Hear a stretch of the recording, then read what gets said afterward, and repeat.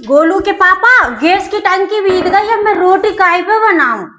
Gas की टंकी बीत गई तो चूल्हे पे बना ले नहीं रोटी। गैस की टंकी मिल कहाँ रही है, कहाँ से लाऊं? मोह नहीं यहाँ चूल्हे पे रोटी बनाते हैं? तो नहीं यहाँ चूल्हे पे रोटी बनाते? रुक जा बयाल। अभी मजा आएगा ना भिड़ो। हेलो ससुर जी।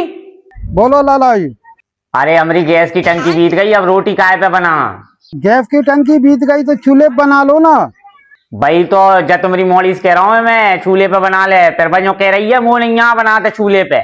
मोड़िए नहीं यहाँ बनाते तो एक काम करो, तुम बना लो नहीं। काहे शादी से पहले तुमने क्या कही थी हमारी मोड़िए सबरे काम आए? तुम्हारे घर की न कही थी कि मोड़ा कमाऊ हो, तुम जमीन पाती पे काय दे रहे हो?